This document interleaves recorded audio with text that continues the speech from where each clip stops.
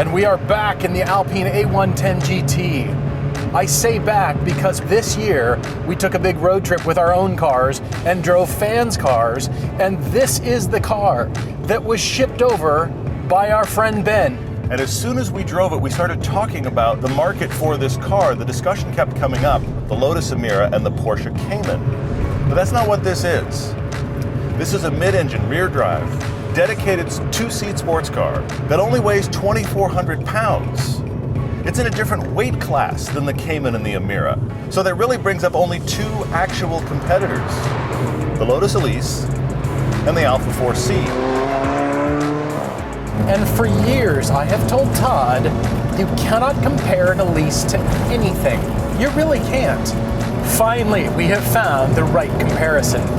It is the A110 GT and the Alfa 4C. The thing about the Alfa Romeo 4C is it was Alfa's triumphant return to the US. They're a brand that had vanished, they had a bad reputation, and they came back with this gorgeous thing.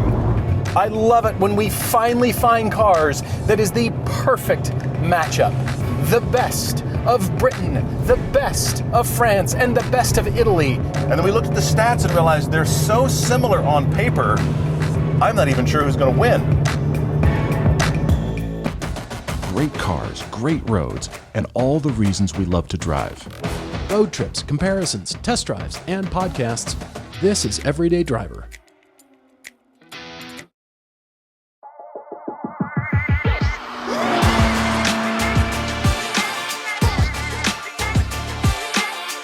So I'm in the Elise now, and it's amazing. It's like a cool washcloth on the back of your neck on a hot summer day. I'm so happy with this car. This is how you think a sports car should drive. A really lightweight sports car. Under 2,000, 1950. Under 2,000 pounds. 500 pounds less than the other two, which frankly shouldn't be possible. Consider the fact that is 500 pounds lighter than a Mazda Miata. 190 horsepower from this 1.8-liter Toyota engine. Only 138 pound-feet of torque. Now that was more than the Series 1 of the Elise, because this is the Series 2, the federalized version for the US. But it's still a tiny number, not even 200 horsepower. Generally when you hear that, there's just a sad trombone behind it, because that's just not enough power to possibly be interesting. But this car weighs so little that it works out. Unlike the Alfa, it makes more horsepower than torque. So you've got to really wind it out, keep it in the high rev range to keep it moving. It is really loud in here. For road trips, ooh, it's just loud. That's part of the charm. That's all of the charm. The shifting interactions are delightful. You'll notice the shifter, actually first gear, is still canted to the right. And I like the manual gearbox, and everything is light and easy and very metallic and mechanical. You can feel the linkages in the gearbox, just like you can feel the road through the unassisted steering. But I'll tell you, and I'm surprised, this comparison has brought it out in me. I don't need the manual to enjoy this car. I like it, I enjoy that I have it, but if this car wasn't a manual, it would be every bit as fun to drive on a back road and carry speeds that most every car in your group of friends cannot maintain that speed on a back road. The Elise, when it gets tight, just starts walking away. What a superb car to drive. This is what we talk about. It is car feel and it's also road feel. But the coolest thing about this is you are operating the throttle to make the car balance through the turn with your input. You're feeling the road undulations. You're looking at the road. Wow, that's a little bit rougher than I thought it was. I can feel it. I can pick that line, and the wheel jiggles in my hand, and it feels like I'm connected.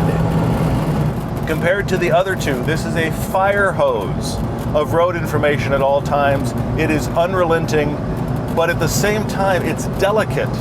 It's constantly giving info, but it's not yelling at you. It's just whispering what's going on with the road and the conditions of the car. You might be able to hear various cracks and rattles and creaks, and this car does it, and the 4C does it. The Alpine does it a little bit, but it's a much newer car. This is a car with little sound deadening, nothing you don't need to drive. It's so simple. It's so narrow. When you're driving this on the highway, you slash your way through traffic and you have to put yourself ahead of traffic. And it's the same kind of thinking like a motorcycle. You want to put yourself out front and away from cars. The feel, the directness of this steering, by virtue of the lightweight front end and the overall lightweight nature of the car, is what makes this such the benchmarks. This car wants to turn. It encourages you. It allows you to and teaches you new things about the corner. It makes driving interesting. It makes roads interesting. This is the pinnacle of creating a car just for a driver. All of the driving interaction, all of the ways that you actually work with a car are perfect here. The light steering wheel, the unassisted steering, the way the car rotates right at the center of the car. The Elise is pure driving, but you gotta work for it. You gotta constantly find it, and you're constantly on. Low speed, it's in track mode. High speed, it's in track mode. Around a corner, it's in track mode. Sitting still, it's in track mode. See, for me, the trade-offs are, I don't want a car that is rattling and squeaking every corner I want to go around. I want this solid feel, and that's what the Alpine does. Whereas this, even though I'm seeing all the exposed fasteners, the bolts in the floor, I can even see the red adhesive bonding the chassis together up in the passenger footwell. It speaks of raw character, of race car derived. Even though it's on a professional level, it speaks of the hand-built nature of this car. All of the ergonomics for driving are perfect. The little steering wheel, the unassisted steering, the way it weight transfers, the throttle response, it's all perfect. It really is. It's all the other stuff where the Elise struggles. It's take it into a commuting situation or drive it across a major city or drive it cross country like I have. And you start to see the places where it's just not right for that. And there's a zen to this car. As you drive it quickly, as you experience what it'll do on a back road, it just kind of overtakes you and you settle into this one corner after another, as smooth as I can be, as little braking as I can do. It just becomes like a Zen garden of the road. I don't know another way to tell you. You're gonna think I'm crazy, you're gonna think I'm just saying it because I own one, but I bet you Paul's gonna say something similar. There's a flow to this car. I'm in a trance-like state. I feel where my eyes are painting the road here, and I know what's coming, and I know what the car's gonna do. It's a flow. Todd says it's like a Zen-like state, and he's right. You just get captured. It's not highway droning. You're just constantly moving all of your limbs. It rattles, it squeaks. You can hear the entire car flex, but that's also part of its charm because it flexes its way around corners. It helps you understand, and you can pick out an interesting, wow, crazy line, never lift.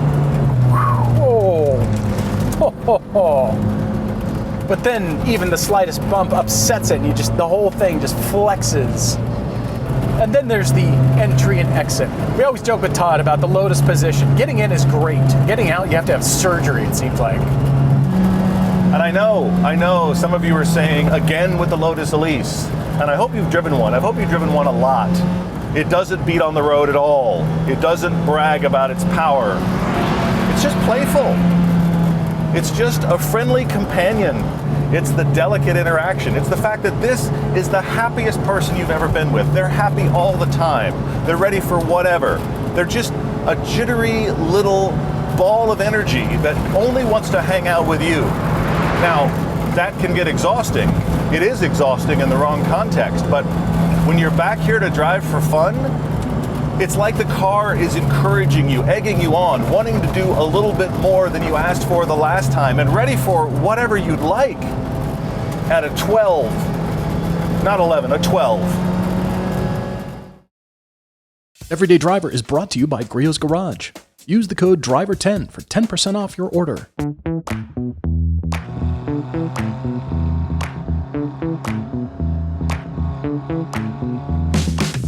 People look at this car in the highway. They look at it, wow, that looks great. That's a little exotic, a miniature exotic. It's the Alfa 4C. This car should be excellent. This seems like, on paper, an out-of-the-park, complete home run victory for Alfa Romeo. Just under 2,500 pounds, so it weighs about the same as a modern Mazda Miata. But the recipe here is exactly the same as the other two. Everything about this car, when announced, was perfect, was fascinating. The lack of a manual transmission was about the only downside to the discussion. Turbocharged engine behind me instead of a naturally aspirated one, which makes this the most powerful of these three cars. 237 horsepower with 258 pound-feet of torque. If you've left it in automatic mode, it'll serve up torque just as soon as you're trying to brake and turn into a corner. It's not working. And then the transmission really doesn't know what to do. Even when you're in manual mode, it doesn't understand what to do. This engine and gearbox combination is okay. You have to put it in dynamic mode. You have to. You have to go there for proper throttle response. You're still kind of managing the turbo lag. You're kind of learning in this car how much do I need to kind of preload the pedal to make sure it's on boil to give me the power that I want. And then the power is excellent.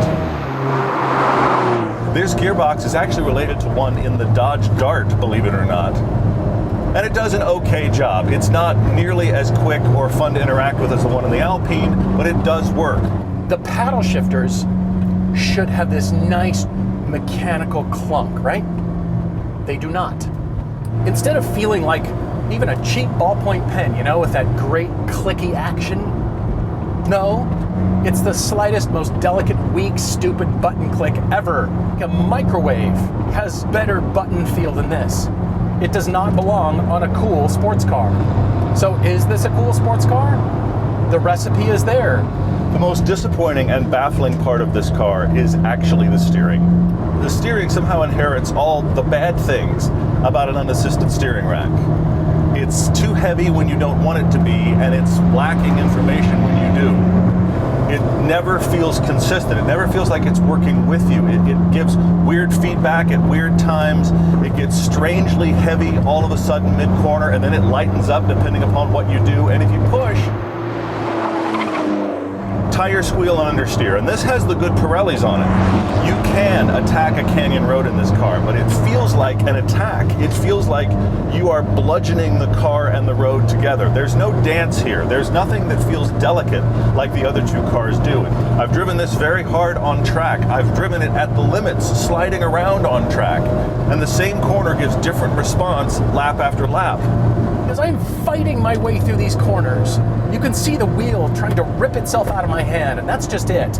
Every corner I go around, it doesn't seem like it's the other two cars where they gently and subtly navigate their way and shrug their way over the corner, through the corner.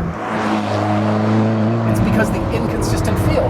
You go through a corner, you think you did it okay, and then you come back around and do it the second time. And it's like the car's different. It behaves differently. It doesn't offer you the same consistent lap feel, clicking off corners, hitting your apexes. It's because the chassis is causing everything else about the car to be upset, including the driver. So it's inconsistent. Where were the test drivers telling Alfa we shouldn't sell this car? It's reflected in sales.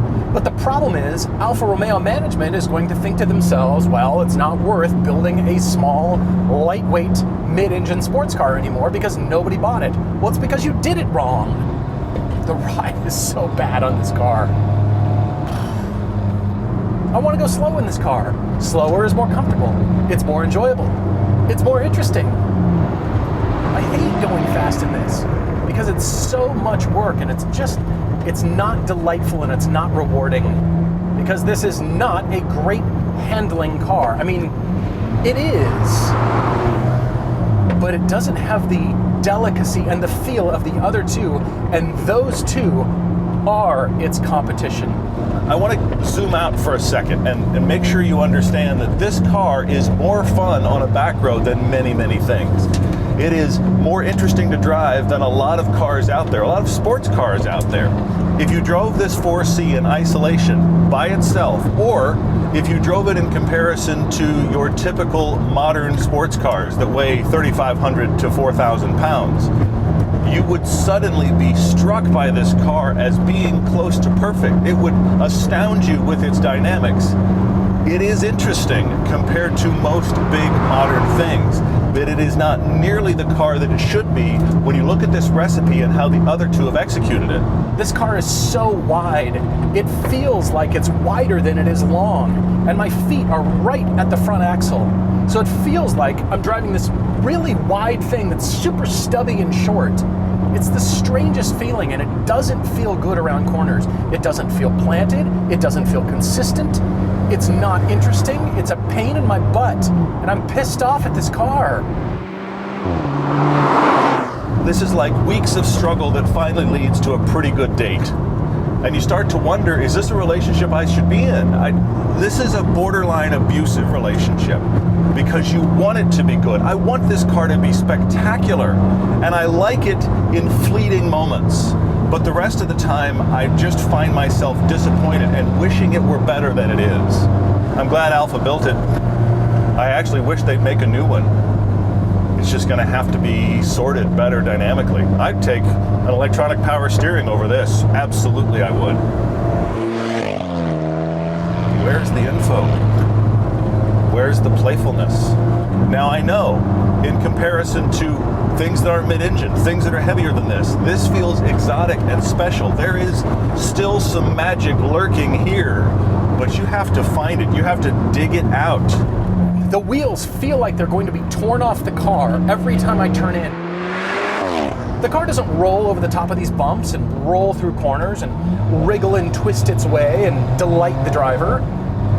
There's heavier GT cars that drive and handle better than this. It's unfortunate. How can a car company use all of the same materials that every other car company does? Leather and steel and glass and aluminum and carbon fiber, all the same. They have access to all the same techniques and building, and how can this be so different? How can it not delight a driver through corners? Of course, this is a car you can tune, you can change. I've heard about all of the stories where people have turned this into a monster, and I get it. But we're driving all three of these cars in their ultimate stock form. They are as they came from the factory, and so it's hard to argue that this is acceptable. Still quick, no question. That turbo motor, once you get it boiling, it's got a lot of power. And it throws itself down this road very quickly. But with the steering, I feel like I'm keeping up. I'm having to make sure I get the car around the corner, and I might be surprised by what's required. Everyday Driver is brought to you by PowerStop. Brake upgrades made easy.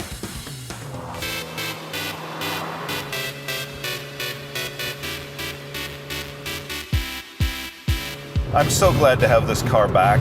I'm amazed that the owner, Ben, was still in the US a little bit longer, and we were able to actually put it in a comparison where we could put it with the two cars it belongs with. Because this weighs just over 2,400 pounds, which puts it within 20 or 30 pounds of the Alfa 4C and about 400 pounds heavier than the Lotus Elise. But the premise is almost identically the same.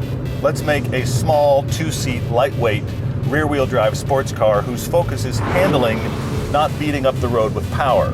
Clearly, with the legacy and the history of the 110, Alpine, Renault knew they had to get the new car right. There wasn't something before this in the modern era. And even though Alpine assures us that the next 110 will be coming, the character of the car comes down to, yes, engine note, but definitely handling and weight distribution. It's weird that Alpine, through Renault, actually even made this car, because of course the original is a legend, but a fully rear-engined rally car that by all descriptions was a handful, both to drive and to keep running. This nods at that with the styling that you see on the nose, but it's become fully mid-engine. This engine, it feels frictionless. It feels like it just spools, it just runs, doesn't feel like it's having to fight through anything, let alone the weight of the car. It's always ready. It feels as light as everything else here. And so many things on this were out of the Renault parts bin, but so many other things were done bespoke. This chassis was made just for this car. This is a 2020. The owner has assured us that because it was based on the Pure, and it is a special trim edition, it is the Legend GT 250 of 400. That means it's 252 horsepower, 236 pound-feet of torque. So a little bit more power and a little bit less torque than the 4C. This 1.8 liter engine is the same size as the engine in the Elise, but this one is turbocharged. The management of turbo lag and the availability of power is slightly ahead of that 4C. Ultimately, the 4C is slightly faster than this in a straight line, but I suspect it would not be on a back road. That engine is a joint venture between Renault and Nissan. The mechanicals of this car are shared. A lot of them are shared by the Renault Megane RS, except in this car, even the gearbox ratios are different than the Megane. So this is an exciting, special car. This 7-speed DCT is excellent. And these paddles, while they're a little bit too column-mounted moose antler for my taste, are actually wonderful to work with. I'm going to say something I don't think I've said before, and that is this car is fun enough that I don't miss the manual.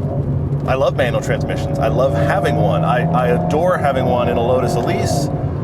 But I realize when I drive these back to back, the things I enjoy about driving an Elise is not that it has a manual. I enjoy it for the interaction. I enjoy it for the handling characteristics. This does all that. So the gearbox becomes irrelevant. It's got plenty of power when I need it. I can interact with the gearbox if I need a different gear, but just momentum driving, hanging out, thundering down a back road and seeing how little you can brake at the corners is satisfying. It's the balance of this car. It's the weight shift. Of course, mid-engine is the recipe all of us enthusiasts are looking for. It doesn't matter what kind of power any of these cars make, and 250 seems really low. It is not, because of how low weight this is, and this is one of the two heavier cars we have together. The one thing this does better than both the other cars is ride quality. This soaks up imperfections in a road better than either of the other two on their best day. This is a car that just wants to be driven in all conditions, and when the road is terrible, it does not care. It's easy to get in and out, the seats are excellent, the room is very good, the visibility is superb, far better than the other two. This is like Porsche 911 quality visibility in a car that should have terrible blind spots because the other two do. Road trips, canyon runs, commuting, I would do everything in this car very happily. I can totally understand driving cross country in this in a way I never would want to in the Elise, and I've done it in the Elise. I would much rather be here. It's just a pleasure to drive this car, and it wriggles its way through corners, it shrugs its way over bumps. It's fascinating to see how the car responds to different people's driving style, and universally, everyone says there's lots of information, there's great feedback. Now, this is an electromechanical power steering rack. It does have electric assist. The feel of the steering is more natural than most cars that I've driven. And then every time you unwind the wheel, the car is not upset.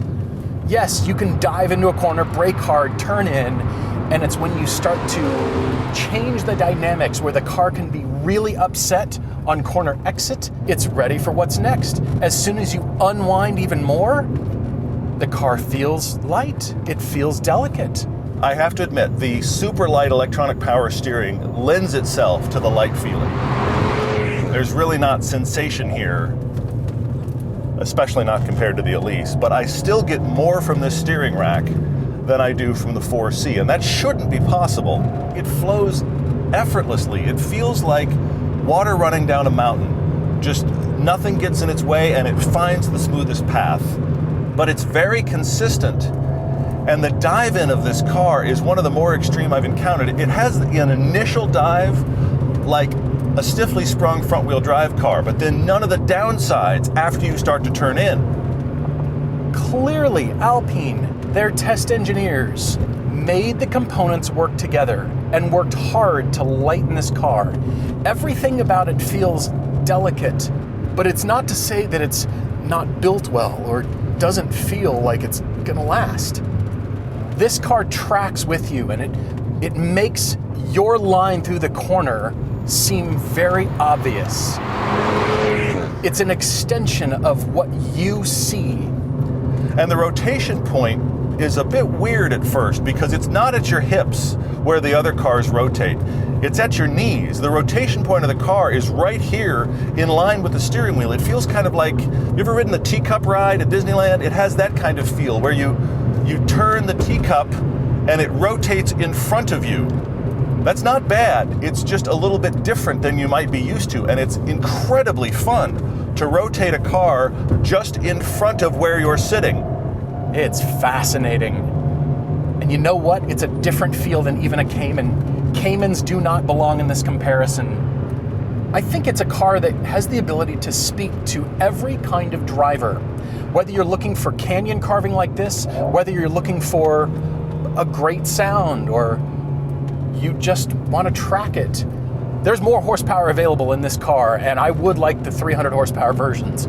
But this one seems to be the sweet spot because it appeals to every single kind of driver, and it brings out great driving. It encourages you to pay attention even more and look through your lines and take delight in the simple task of driving.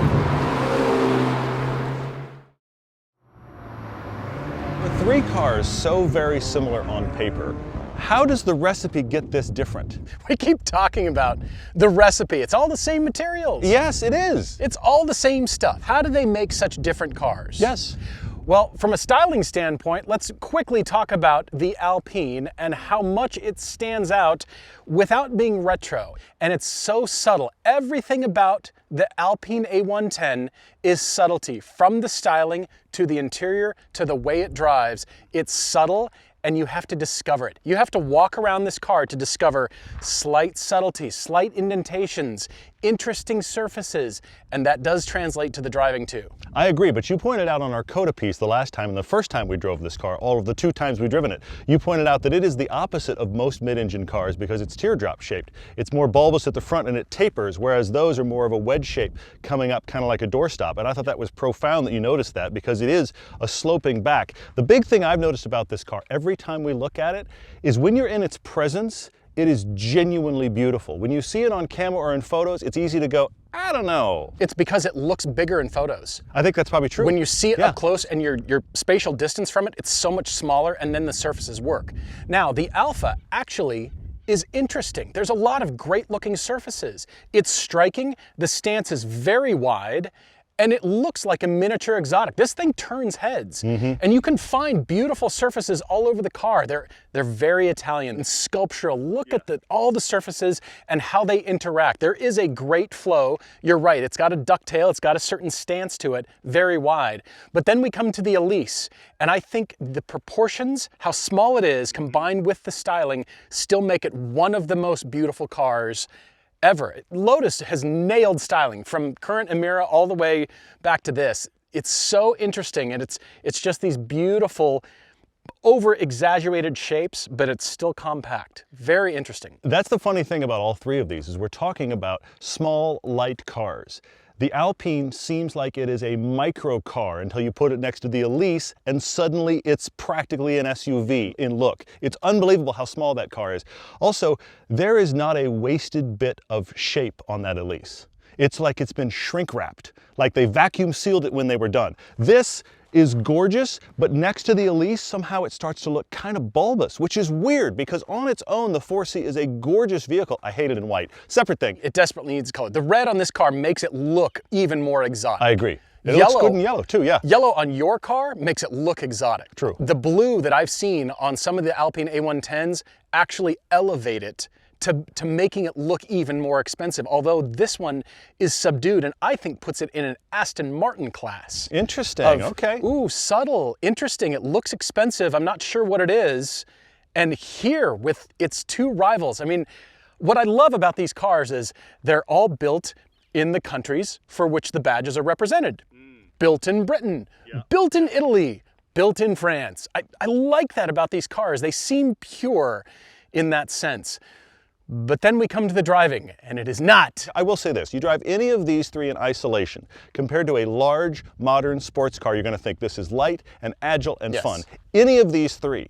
But you put the three of them together, and it is a gulf in difference. I am really astonished to say this, but the Alpine might be the car I'd sell an Elise for. It just might be. What? It might, I know you're surprised. I know some of you don't want to hear about the Elise anymore, so maybe I should talk about the Alpine. But here's the thing. Everything about the way that drives, the Elise, is perfect. I don't think you can do better as a driver's car. Yeah. But if you're not on a back road like this, if you're doing anything else, you start to see the annoyances of having an Elise. And I say that as a guy that's driven it cross country. This can be as fun on a back road and still do everything else better. I'm not sure what I'm hearing. And I'll go one further, and I'm probably going to get my, I don't know, car enthusiast card taken away for saying this, but honestly, I don't even think I'd miss the manual, because I don't drive an Elise for a manual. What? I know. Some of you who Did those words just come out of your mouth? Some of you are rage typing and then turning off YouTube. I know that's happening, but the thing is, I don't drive an Elise and enjoy an Elise because it has a manual. I enjoy it because the dynamics are so perfect. It's an addition to the dynamics. And so the fact that the dynamics here are good enough that I would still enjoy it as much on a back road makes me realize, even though I love having a manual and I love that the Elise is so analog and has a manual, I think I could get over it in the Alpine A110. Imagine this with a manual, separate thing. But this is Holy grail car, right? that I would possibly consider selling an Elise for. But as a driver's machine, I know you're going foregone conclusion he owns one. That is still the perfect driving machine. It is. I would also put the A110 first. It is the one I want. I still maintain it is the car between the Elise and the Cayman that both of us would buy. Yeah. And you just heard it. You just heard it. I'm right. I know. Todd just admitted that this is the car we both would buy. And it is driving perfection to me. It doesn't matter that it doesn't have a manual. I'm in full agreement. It's the so perfect superb. do-it-all sports car, where you can get all of the benefits of lightweight, and that's the thing we aren't seeing enough of. We're all going to buy another 5,000-pound SUV and go on about our way.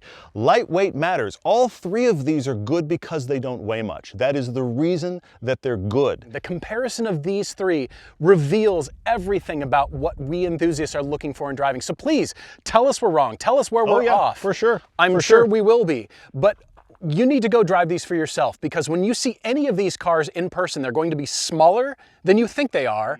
And when you drive them, they are going to be completely different than you thought. There's such flavor here. It's really interesting. It's interesting. There's personality in all three of these. You heard us talk about it already.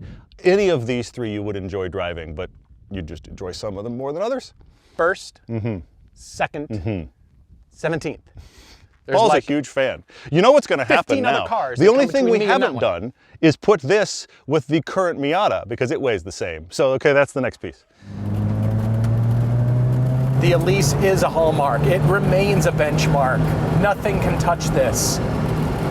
And yet I want the Alpine. The Alpine has every bit of this joy, and it feels more solid to me. This is a close second. The Elise it's an old friend to me because I've driven it a lot, but there's magic here that has not been duplicated, even in the Alpine. This is the perfect agile companion. Nothing, including these other two cars, is as perfect and fun for just driving as a Lotus Elise. And yes, I'm including the Miata as well.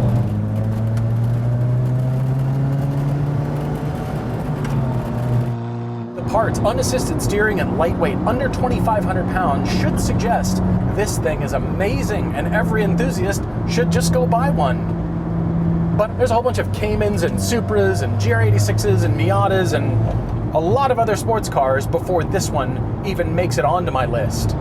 Frustrated with this car. And it seemed like it had such great promise when it came out. It was so different and interesting and... It's too bad, because I want to love this car. I want this to be my favorite. I really do. Ever since they announced it, I want this to be the modern Elise and a car I can't live without.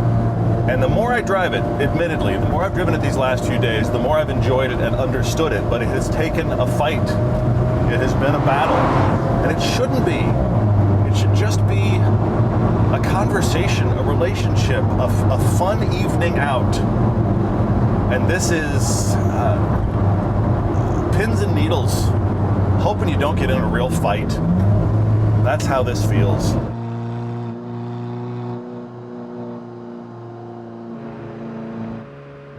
I am very impressed with this car. I am really upset that it's going to leave our lives again. It's such a, not just a moment in time car, but moment in my life car. Because living in North America, I can't own one of these. Yes, it's only a 7-speed DCT. I don't care. The engagement that this car provides with this transmission makes it quite special. It just has a natural charisma about it that you just want to spend time with this car. It's like, this is the best first date you've ever been on. You get in the middle of it and you just think, I want this feeling to go on. But when you're in a slog, or when you're sitting in traffic, or all the places where the Elise really becomes draining, I'd rather be in this car. And I think that usability in more situations is the thing that makes this win. It doesn't exceed the Elise in all the dynamics. It doesn't exceed the Elise in information. There's something special going on there still. But this is more usable more of the time, and I love driving it.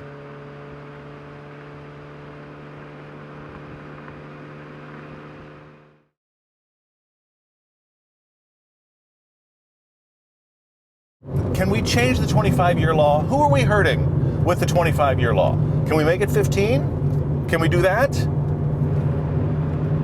Can we make it 10? What are we so afraid of? Gorgeous cars like this? This is the problem? This is the solution. What are we doing? Let's make another bloated SUV. Come on now.